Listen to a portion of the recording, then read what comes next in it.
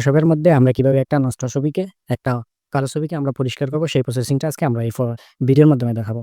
এই দেখুন আমার আগের যে ফটোটা রয়েছিল সেই ফটোর এই অবস্থা।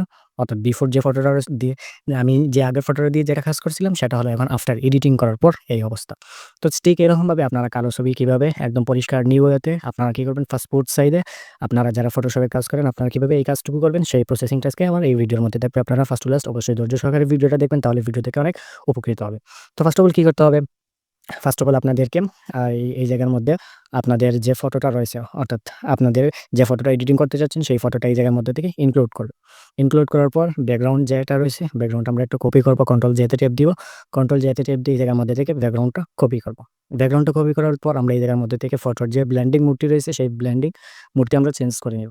তো তার জন্য এই জায়গার মধ্যে থেকে যে নরমালটি আছে এইটা আমরা কি করব? স্ক্রিন করে দিব। এই জায়গার মধ্যে থেকে নরমালটা আমরা কি করব?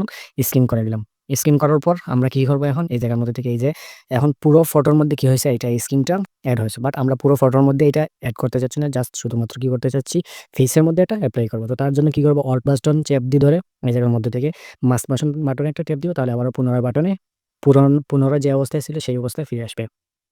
তো তারপর কি করব? এই জায়গার মধ্যে থেকে আমরা ব্রাশ টুল সিলেক্ট করব। তারপর ব্রাশ টুল দিয়ে আমরা কি করব? আমরা ফেসের উপর এরকম আমরা কি করব? একটু মার্জ করে নিব।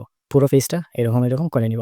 তাহলে কি হবে? আমাদের যে শুধুমাত্র ফেসের যে আমরা যে কাজটুকু করতে চাচ্ছিলাম সেই ফেসের কাজটা হবে। তো ব্যাকগ্রাউন্ড এবং জামাকাপড় যেগুলো রয়েছে এগুলার কি হবে না? কোনো চেঞ্জ আসবে না। তো আপনারা কি করবেন? ফার্স্ট অফ অল এরকমভাবে এই ফটোর ব্লেন্ডিং মোডটা চেঞ্জ করে নিবেন। ফটোর ব্লেন্ডিং মোডটা চেঞ্জ করা হয়ে গেলে এই জায়গার মধ্যে থেকে অল বাটন চেপ দিয়ে ধরে এই জায়গার মধ্যে থেকে মাস্ক করে শুধুমাত্র এইটা মাস্ক করে নিবেন। তারপর এই জায়গার মধ্যে থেকে আমরা কি করব? এই যে ব্লুটা রয়েছে চোখের উপরে যে ব্লুটা রয়েছে এইটা আমরা কি করব? আগের অবস্থায় থাকবে। অর্থাৎ ব্লুটা কালো থাকবে এই জায়গার মধ্যে থেকে এইটা আমরা কি করব না?